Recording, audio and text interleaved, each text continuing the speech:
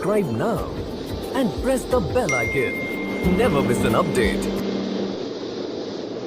مین روڈ سے صبح 10 بجے اور شام 4 بجے فوجی کانوائے گزرتے تھے جنہیں اکثر مجاہدین نشانہ بناتے رہتے تھے۔ بارودی دھماکے اور کراس فائرنگ روز کا معمول بن گیا تھا۔ انڈین آرمی مجاہدین کے ہاتھوں مار کھانے کے بعد بے گناہ عوام پر اپنی بھڑاس نکالتے تھے۔ لوگ مجاہدین سے بھرپور تعاون کرنے لگے اور ان سے کہتے تھے کہ آپ لوگ ہماری فکر نہ کریں اور ان کافروں کو چن چن کر قتل کریں۔ ایک دن چیوا کے لوگ اپنے کاموں پر نکلنے کی تیاری کر رہے تھے کہ اچانک فضا ایک زوردار دھماکے سے گونج اٹھی۔ دھماکے کی شدت سے در و دیوار ہل گئے۔ لوگوں کو صورتحال سمجھنے میں دیر نہ لگی، اس لیے جس کا جدھر منہ تھا بھاگ کھڑا ہوا۔ لوگوں نے انڈین آرمی کے تشدد سے بچنے کی یہی ترکیب بنا لی تھی۔ جب فائرنگ یا مائن بلاسٹ ہو جاتا تھا تو لوگ قریبی گاؤں میں جا کر چھپ جاتے تھے، پھر فوج کے چلے جانے کے بعد وہ گھروں کو لوٹ آتے تھے۔ غازی بابا نے اس کارروائی کی زبردست پلاننگ بنائی تھی۔ وہ اس طرح کے دھماکے سے جب کافروں کے پرخچے اڑ جائیں گے تو اس کے بعد جائے وقوع کا معائنہ کرنے کے لیے بڑے افیسر آ جائیں گے۔ چونکہ وہ گرمیوں کے دن تھے، چند گز کے فاصلے پر گھنے درختوں کا جھنڈ تھا۔ عقل کا تقاضا یہی تھا کہ گرمی اور دھوپ سے بچنے کی خاطر افسر وغیرہ چھاؤں میں آئے جائیں گے۔ مجاہدین نے وہاں پر بھی ایک طاقتور مائن بچھا دی۔ اللہ پاک کی نصرت شامل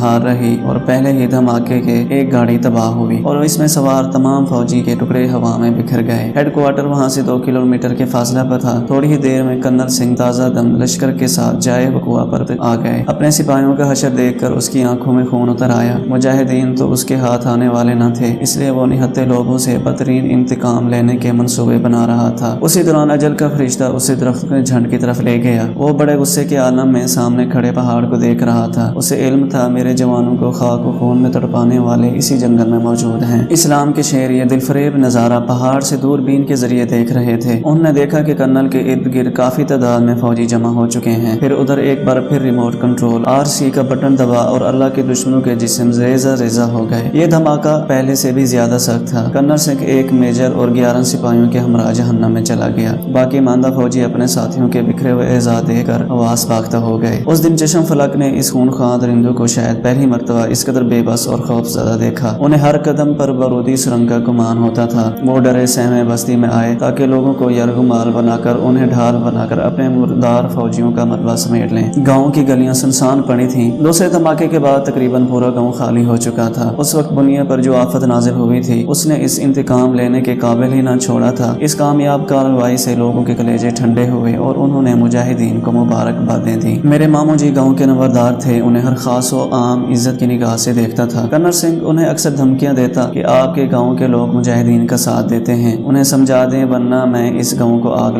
لگا دوں گا۔ اللہ پاک نے اسے پہلے ہی جہنم کا ایندھن بنا دیا۔ ماموں جی اس دن گھر میں موجود تھے۔ بھارتی فوجیوں نے ان سے کہا مکھیا جی نمبردار صاحب آ کر دیکھ لیں کہ ملیٹنٹوں نے ہمارے ساتھ کیا کیا۔ ماموں جی نے کافروں کا جو حشر دیکھا اس کی وجہ سے کئی روز ان پر خوف طاری رہا۔ ان کا کہنا تھا وہ انتہائی دہشتناک منظر تھا۔ ہر طرف خون اور گوشت کے لوتھڑے بکھرے ہوئے تھے، کسی کا پیٹ پھٹا ہوا تھا اور کسی کی انتڑیاں درختوں کے ساتھ لٹکی ہوئی تھی۔ محمد شفیع کو بھی فوجی یرغمال بنا کر لے گئے تھے۔ اس نے بتایا کہ کرنل سنگھ انتہائی بھاری بھرکم ہونے کے باوجود کئی فٹ اوپر جا کر درخت کے ساتھ لٹک گیا تھا۔ ایک فوجی نے مجھے اسے اتارنے کا کہا۔ میں درخت پر چڑھ کر سوچنے لگا کہ اس مردود کو کس طرح نیچے اتاروں۔ ڈرتے ڈرتے فوجی سے پوچھ لیا سر کیسے اتاروں؟ اس نے گندی گالیاں بکتے ہوئے کہا ارے گرا دو نیچے سالے کو، کون سا زندہ ہے۔ جب میں نے کرنل سنگھ کو دھکا دے کر نیچے گرایا تو اس وقت بڑا مزہ آیا۔ اس کا یوں دھماکہ ہویا گویا کدو زمین پر گر کر پھٹ گیا ہو۔ بھارتی فوجی ہمیشہ اپنی ہلاکتوں کو راز میں رکھتے تھے اور جہاں 6 آدمی ہلاک ہوں وہاں بمشکل 2 کا بتاتے ہیں، لیکن اس دن مجاہدین نے ان کی جو درگت بنائی تھی اس سے وہ انتہائی خوف زدہ ہو چکے تھے۔ انہیں ہر قدم پر موت نظر آ رہی تھی، اس لیے انہوں نے مقامی لوگوں کی مدد سے اپنے مردوں کے ٹکڑے سمیٹے اور دم دما کر بھاگ گئے۔ اس دن 25 کے قریب فوجی واسر جہنم ہو گئے تھے۔ اس کے بعد وہ بارودگی سرنگ کے نام سے ہی ڈر جاتے تھے۔ ایک دن انہوں نے ماموں کے آگے ہاتھ جوڑ کر کہا مکھیا جی مجاہدوں سے کہو چاہے کچھ بھی کرو بھگوان کے لیے مائن بلاسٹ مت کیا کرو۔ فوجی افسر کی منت سماجت کے باوجود مجاہدین نے بارودی حملے جاری رکھے۔ چند دنوں کے بعد غازی بابا نے اسی جگہ کے آس پاس ایک اور مائن بچھا دی۔ انڈین آرمی کے جوان اس قدر خوف زدہ تھے کئی دنوں تک کیمپ سے باہر نکلنا چھوڑ دیا اور اس علاقے میں گاڑی پر سفر سفر کرنا تو بالکل بند کر دیا۔ اس سڑک پر تمام دن لوکل گاڑیاں بھی چلتی رہتی تھیں۔ کئی دن انتظار کرنے کے باوجود بھی اس طرف کوئی فوجی گاڑی نہیں آئی۔ بالآخر مجاہدین نے مائن نکالنے کا فیصلہ کیا۔ ساتھ ہی چاروں طرف سے پوزیشنیں لے کر تیار کھڑے تھے تاکہ ممکنہ خطرے سے نمٹا جا سکے۔ بھائی شاہد نذیر اور شرجیل مائن نکال رہے تھے، اسی دوران بدقسمتی سے مائن بلاسٹ ہو گئی اور بھائی شاہد نذیر جام شہادت نوش کر گئے۔ اس کے بعد فوجی اور زیادہ خوف میں مبتلا ہو گئے۔ بالآخر انہوں نے یہ طریقہ اپنایا کہ صبح سویرے ایک کشتی پارٹی مائن ڈکٹیٹر کے ذریعے روڈ چیک کیا کرتی تھی۔ روڈ کلیئر ہونے کی صورت میں سفر کیا جاتا تھا۔ یہ چیکنگ صفا پورا سے لے کر چیوا، تکیا بالا اور صدر بالا کوٹ تک ہوتی تھی۔ ایک مرتبہ تلاشی پارٹی کو چیوا کے گرد و نواح میں سڑک کے کنارے الیکٹرک تار کا ایک سر نظر آیا۔ تار کا دوسرا حصہ زمین کے اندر دبا ہوا تھا۔ پھر کیا تھا، ہندو لالے کو برودی سرنگ کا بھوت نظر آیا تو اس کی دوڑیں لگ گئیں۔ دیکھتے ہی دیکھتے وہاں بنیا کی فوج کا لشکر جرار جمع ہو گیا۔ مائن کو نکارہ بنانے کے لیے اسپیشل فورس بلا لی گئی۔ لوگوں کو گالیوں اور ڈنڈوں کی بھرمار میں ہانک ہانک کر گھروں سے لایا گیا۔ کئی نوجوانوں کو سڑک پر کھدائی کرنے اور برودی سرنگ نکالنے کا حکم دیا گیا۔ غریبوں کو دونوں طرف سے جان کے لالے پڑ گئے، کیونکہ کچھ عرصہ قبل انڈین آرمی نے مائن کا پتہ لگایا۔ عین اس وقت صدر بالا کوٹ کا ایک ٹرک وہاں سے گزر رہا تھا۔ آرمی والوں نے ٹرک ڈرائیور کو کھدائی پر لگا دیا۔ اتفاق سے مائن بلاسٹ ہو گیا اور ٹرک ڈرائیور اپنی جان سے ہاتھ دھو بیٹھا۔ بھائی شاہد نذیر کے واقعے کو بھی زیادہ دن نہیں گزرے تھے۔ یہ کشمیری نوجوانوں ان کے واقعات کو یاد کر کے کلمہ طیبہ کا ورد کرتے ہوئے خود کو شہادت کے لیے تیار کر رہے تھے۔ وہ لرزتے ہاتھوں زمین کا سینہ چیر رہے تھے۔ دور دور سے بھارتی سورما ان پر گنے تاڑے کھڑے تھے۔ مائن ڈسپوزل اسکواڈ کے اہلکار بھی الرٹ کھڑے تھے۔ اچانک کھدائی کے کام پر مامور نوجوانوں کے ہاتھ رک گئے۔ وہ حیرت زدہ نظروں سے ایک دوسرے کی طرف دیکھنے لگے۔ پھر چاروں طرف سے کفر کے نرغے میں ہونے کے باوجود بھی وہ اپنی ہنسی نہ روک سکے۔ سالے کیا کر رہے ہو، اپنا کام کرو، بھارتی کتا زور سے بھونکا۔ سر مائن نظر آ گئی ہے، ایک نے بڑے اطمینان سے جواب دیا۔ یہ سنتے ہی بھارتی سرماؤں نے اپنی محتاط انداز میں پیش قدمی شروع کر دی۔ جب وہ قریب پہنچے تو گڑھے کے اندر پڑا ایک عدد آلو میاں ان کا منہ چڑھا رہا تھا۔ آلو کے گرد بجلی کی تاریں لپٹی ہوئی تھی، جس کا ایک حصہ محض بھارتی فوج کو الو بنانے کے لیے ظاہر کیا گیا تھا۔ فوجی اس بے عزتی پر سیخپا ہو گئے اور کشمیری یرغمال لوگوں کی ہڈی پسلی ایک کر دی۔ یہ مزیدار کارروائی بچوں کی تھی۔ کشمیری بچے ایسی کارروائیاں کرتے رہتے تھے۔ ایک دفعہ صدر بالا کوٹ میں بچوں نے اس طرح کی کارروائی کر کے انڈین آرمی کو سارا دن ذلیل و خوار کیا۔ انہوں نے ایک شاپر کے اندر غلاظت رکھ کر بھارت کے ساتھ اپنی نفرت کا اظہار کیا۔ اس کے علاوہ چھوٹے بچے کانچ کی بوتلوں میں مٹی کا تیل بھر کر اسے دیا سلائی دکھا کر فوجی گاڑیوں کے اندر پھینکتے تھے۔ یہ بوتل بم کچھ اس انداز کا بنا ہوتا تھا کہ گاڑی کے اندر گرتے ہی زوردار دھماکے سے پھٹ جاتا تھا۔ گائے ماتا کے بیٹے مجاہدین کا حملہ سمجھ کر پورا کانوائے روک دیتے اور بدحواسی کے عالم میں ہزاروں گولیاں اندھا دھند فائر کرتے تھے۔